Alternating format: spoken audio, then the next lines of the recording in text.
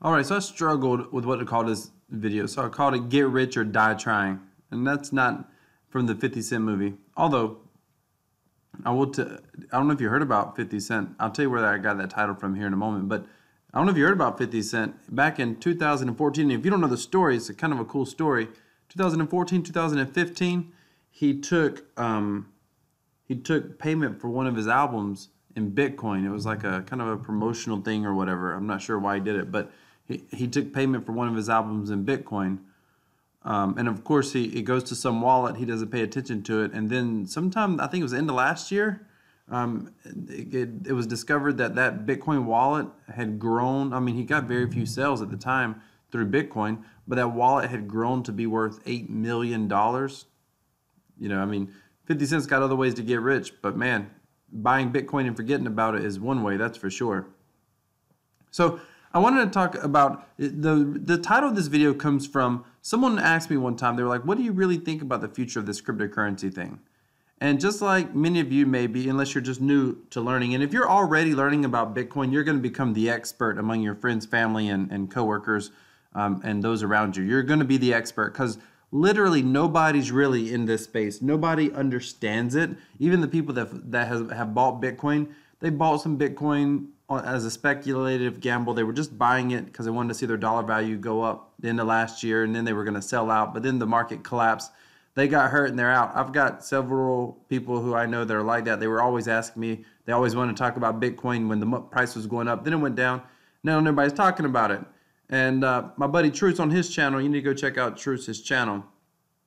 I'll try to remember to put a link in the description. In fact, I'll take a quick note now, so hopefully I remember.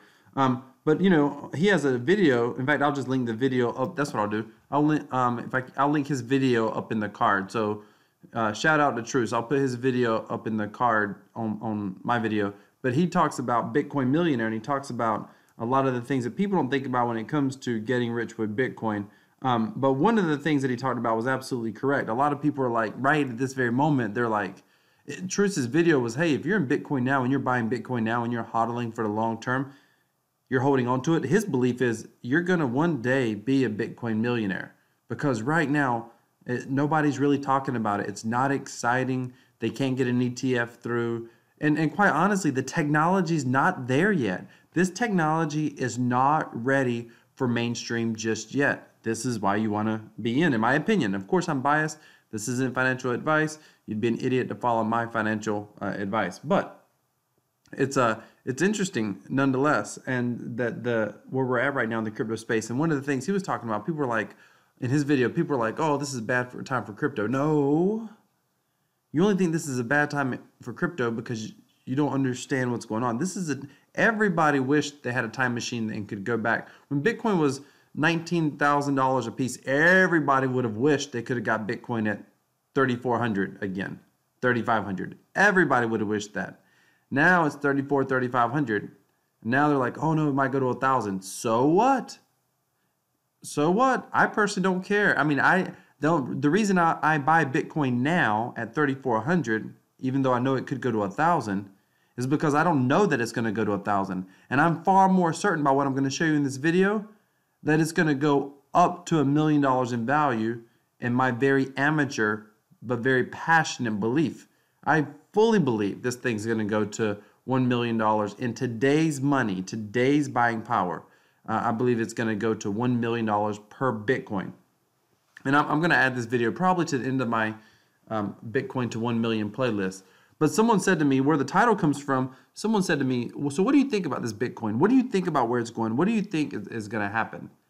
And I said, listen, if you're asking me from a standpoint of how much money we're going to make if we invest in Bitcoin, like, do I think that Bitcoin's going to go to $1 million one day? I said, truthfully, it's a long shot. There's so many things that can happen between now and then. It is a long shot. But it's the best shot that I know of in technology right now. Like right now, if you just look at what this technology is capable of, governments around the world are in a very interesting financial place. They can't raise interest rates. Inflation is starting to increase by many metrics. I'm talking about even the U.S. government, even the European governments. I mean, there's a very interesting place. Bitcoin has to, some sort of digital currency has to come on the scenes. Right now, Bitcoin is by far and away the leader in market cap, meaning there's more people using it. So it's by far the closest in mass adoption. But if you don't believe this yet, you just need to look at a few things that I found recently that was interesting. And you can go back and look at my entire playlist, Bitcoin to 1 million. I made the case over and over there, and I oftentimes show news stories that corroborate that Bitcoin is going to go to 1 million. And so when I say get rich or die trying, I'm saying, you know, I'm not telling you to invest everything you got into Bitcoin. That's a little bit dramatic. Or Ethereum or XRP. You probably shouldn't invest in XRP. Well, in the short term, it's going to do interesting things for sure. But long term, we're talking about mass adoption for the public. I don't care if you like SRP. I think it's garbage. Ethereum, maybe even EOS. Heck, I'll throw Bitcoin Cash and Litecoin in there. Like all of these really and truly, I hope not Bitcoin Cash, but all of these really and truly have the potential to be mass adopted one day. Shout out to Tron. Although Tron's more like Ethereum, and I don't think and EOS as well. I don't think they're necessarily going to be currencies, but you never know how this is going to evolve long term. So let's look at this news story right here. Several news stories. Okay, so Maduro's, I want to talk about Maduro's master plan, this article, and I don't really care about the article. You can come look the article up, it's on CCN. I'm not as concerned about this article. Well, as I'm reading through this article, I get to this part right here. And this is the part I've talked about before on this channel. Venezuela is one of a number of countries which has created a state-backed cryptocurrency. The petro has yet to do any economic wonders for Venezuela. Iran launched its own cryptocurrency in an effort to guarantee liquidity and facilitate international trade. Other countries like Russia, the United Arab Emirates, and Saudi Arabia have also considered or enacted similar plans. Existing decentralized blockchains would have great difficulty facilitating the transactions of even a small country.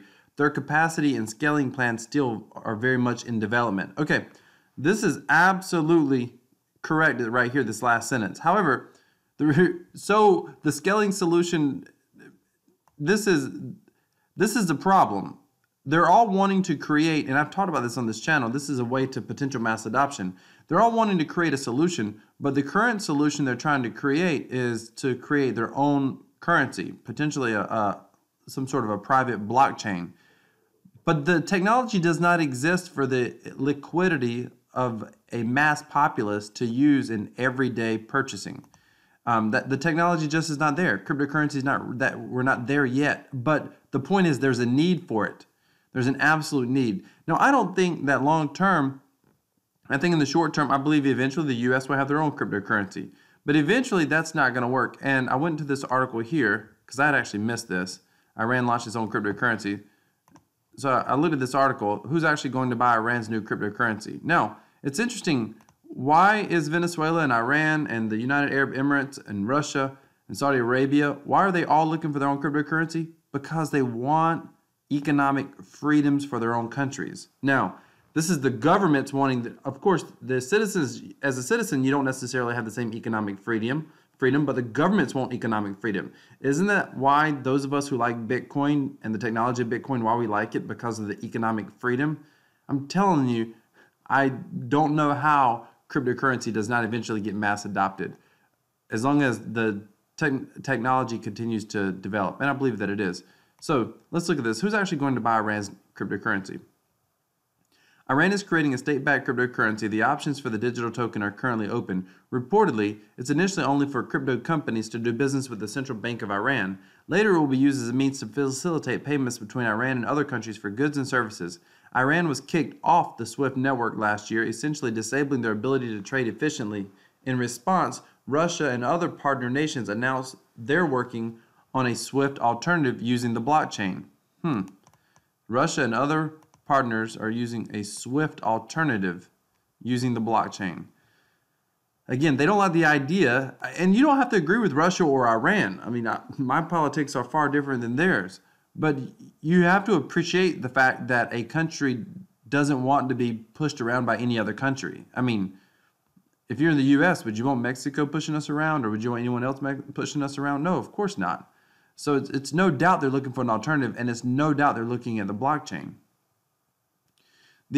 Iranian rial is currently equivalent to 0.00000024 cents. To buy this laptop, therefore, requires 29 million rials. That's if you could get anyone to convert your rial into USD for you, of course. First of all, let's be clear. State-backed cryptocurrencies are not cryptocurrencies at all. I agree with this 100%. That's not really a cryptocurrency. They're using a blockchain technology, but it's not the same thing. Necessarily, they will require some form of command and control structure. This is what makes them non-cryptocurrency. And this is the issue with private currencies like private cryptos like the Petro. Several countries have been considering the development of e-fiat for years. Most countries don't have the same incentive to make such a system work. However, Iran sees the blockchain as an avenue to secure its future survival without sacrificing its sovereignty and right to pursue a nuclearized weapon program. Whether you think that's good or bad, the whole point is economic freedom. For crypto traders, a token could be a means to make money, depending on how it's implemented. A new market could open up. Several questions arise when considering the Iranian entry into the blockchain tokens. State-sponsored terrorism coin, that's exactly how it would be spun, for sure. For sure. First, how will Western governments like the United States, who have Iran in their crosshairs, react? Would they attack the Ethereum Foundation or anyone else seen as responsible? Assuming the token was launched on an ERC20 token, of course. See, most investors don't even think that something like that could be possible, but of course it could be. We can't know, but for this reporter and sometimes trader, the risk of that alone is enough to keep him away from it. Okay, I don't know what he meant from it. If he's talking about the Iranian crypto coin, then yeah, I'm not going to be buying any Iranian e-real fiat cryptocurrency anytime soon. Does that keep me away from Ethereum? Heck no. Imagine winding up on the State Department's list of banned persons simply for trading a foreign currency over the blockchain. Imagine that could happen anyway. I mean, it's not like the central banks at large do not want to see they do not want to see a blockchain such as Bitcoin exist. Because as it stands, re-enabling efficient international trade alone will cause the value of the real to go up. It will drive demand for real for companies that want to buy Iranian goods such as oil. Iran itself hasn't stated that the token will be used immediately to facilitate international trade, but Al Jazeera speculates it's highly likely. Okay, you can come take a look at this this article if you would like. It's on CNN. CNN. It's on CCN. But the proof is that I want to show you this article that was there today as well. The Iranian article was an older article, but this is a very interesting article. Again, it's just proof that right now governments and laws push back against Bitcoin. I think this is the most ridiculous thing ever. Sorry, wrong news article.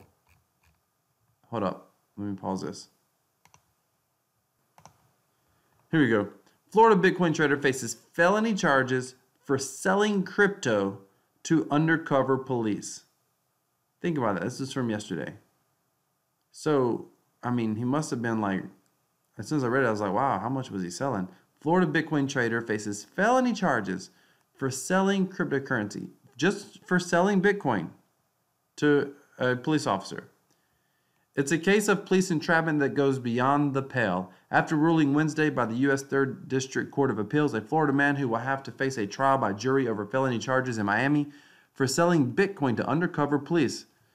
Felony charges for a victimless crime. Espinoza Bitcoins for Cash business requires him to register as a payment instrument seller and money transmitter. Under Florida financial statutes, the court ruled Wednesday, adding that he was not merely selling his own personal Bitcoins, he was marketing a business.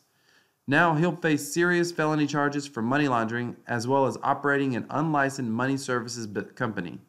In a textbook case of a victimless crime, an act that may run afoul of the Florida statutes, but one to which all parties consented and as a result of which no party was injured, the state of Florida has already ruined this man's life just for selling cryptocurrency tokens to people who want to buy them, for engaging in peaceful acts of commerce. The fact that undercover police and the justice system can get their claws so deep into a man for something like this is disconcerting to the utmost.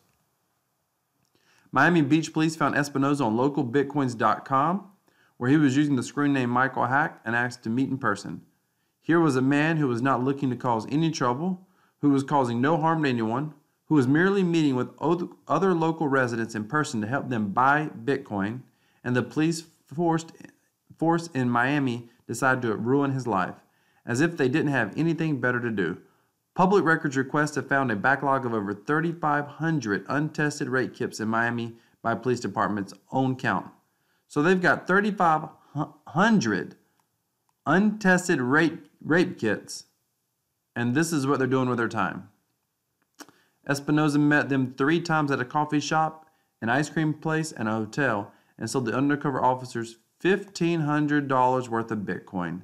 That blew my mind. The guy did not even sell a whole Bitcoin. $1,500 worth of Bitcoin is what he's in trouble for. The police say they told him they were going to use the money to buy credit card numbers stolen by Russian hackers, which formed the basis of the money laundering charge. So I'm sitting here thinking, if somebody would have told me that at a Bitcoin transaction, I would have thought they were crazy and I wouldn't have believed them. Who would have said that? Like if I was selling someone Bitcoin and they're like, oh yeah, just so you know, we're going to use this Bitcoin. We're buying some credit card numbers stolen by Russian hackers. I would have probably been like, okay. And maybe if I would have believed them, I wouldn't have sold it to them. But I don't think I would have believed them, because who in their right mind was, if you're really doing that, you wouldn't talk about that. I mean, this is ridiculous. Espinoza's charges were dismissed by a judge in 2016, but wait, there's more. In 2016, Miami-Dade Circuit Judge Teresa May Pooler dismissed the charges against Michael Espinoza, ruling the court is unwilling to punish a man for selling his property to another when his actions fall under a statute that is so vaguely written that even legal professionals have difficulty finding a singular meaning. Indeed, since then, the Florida Money Services statute was rewritten by the Florida legislature to include virtual currencies as a form of money, a point that will no doubt weaken the prosecutor's case against Espinoza in the upcoming trial. For Judge Pooler, the police entrapment tactics to get a money laundering charge were just not too impressive, and the case hinged on whether or not Bitcoin qualified as money under Florida law. The ruling drew global attention from the cryptocurrency community, which generally considers Bitcoin to be a form of currency, but was relieved for Espinoza's sake that the charges were dropped. Barry University economics professor Charles Evans was brought in as an expert legal witness and told the court Bitcoin is not money, but something more like comic books, baseball cards, or poker chips that people are willing to buy. The appellate court rules Espinoza must face trial. The opinion of Judge Teresa Pooler was overturned by a higher court Wednesday, ruling that Pooler was incorrect to dismiss the felony charges against Espinoza without a trial, and that he was indeed operating money services business without a license, and that the charge will be reinstated. A trial date has not been set yet. Wow. Think about that for a moment. This guy's been dealing with this since 2016. We're in 2019. For $1,500 worth of Bitcoin. Why is there so much money and resources being spent on this? They got dismissed. They could have dropped it, but they didn't drop it. They kept going with it. They pushed it further to a higher court in 2016. 3 years. How many rape kits could have been solved? How many rape kits could have been, that backlog could they have maybe gotten 500 of them tested in all this time? Yet, they're chasing this guy down over $1,500 in Bitcoin. It tells me, there's a couple good comments down here. Despicable. Judges at the appellate court should be ashamed of themselves. This is unconstitutional and just plain wrong. Why would so much time, money, and resources be wasted on a person selling Bitcoin? This reminds me of when I watch old episodes of Cops and they do an elaborate sting operation for a few joints of weed. Yeah, and that's legal in many states now. But I don't know if it's unconstitutional. By the letter of the law, it's probably not unconstitutional, but here it is. Why would so much time, money, and resources be wasted on someone selling Bitcoin? And he's obviously done nothing wrong. No, it's not. Try reading the article. Espinoza's Bitcoin for cash business requires him to register as a payment transmitter, seller, and money Okay, I guess so. I mean, I guess you got him there. He was operating a business illegally. Get over it. If you're okay, Mr. Kevin Martin, if you're okay with this, I mean, if you're okay with your tax dollars, if you're in Florida being spent chasing down somebody for selling $15 in Bitcoin to somebody who wanted it, and most likely, probably below market value, maybe it was at a premium, I don't know, I don't sell local Bitcoins, but who cares? Somebody wanted to buy it and he was selling it. Bitcoin, $1,500. It's just crazy. Why? Why? If there's not a concern then that Bitcoin can be used as money and could circumvent the current financial system, why would there be such pushback against it? I am telling you right now, some people will see this and say, that's a reason for me not to get in. It's a reason for me to see it and be like, that's exactly why I'm getting in, why it's only $3,400, $3,500. And if it goes to $1,000, I'm still going to be buying. I buy a little bit of Bitcoin periodically. I stick in a wallet and I just hold on to it. I am hodling this mess to wherever it goes. And if it doesn't go anywhere, so what? So what? It is, I believe, so worth it. The fundamentals are there that I just genuinely believe that Bitcoin's going to go to $1 million or beyond. I saw Sonny D. Cree on his video on his video today on his channel. It was interesting. I'll put his video at the top as well. In fact, I'll put his video at the end on the end card. He was talking about that there's not enough. He talked about several things, but one being there's not enough Bitcoin for every millionaire in the U.S. to currently own one Bitcoin. Think about that. To currently own one Bitcoin. That's crazy. That's crazy if you think about it. And then you see that the powers that create laws like this chase down some poor guy for selling $1,500 in Bitcoin. And then you see various countries are working, Venezuela, Iran, Saudi Arabia, our allies, United Arab Emirates, also seen as our allies, are all looking to move into cryptocurrencies. I've talked about that before on this channel. That's part of, I think that's part of the process before we ultimately end up with a mass adopted one world currency, blockchain currency, which will be Bitcoin or something like it. Ladies and gentlemen, thank you so much for watching. Please let me know down in the comments, what are your thoughts? We are early. This is part of the cryptocurrency revolution. This technology is going to transform the world as we know it. Take a look at the video on the end screen, Sonny D. Cree's video, and I'll also put my playlist of $1 million, Bitcoin going to $1 million. Thank you so much for watching. Have a good day.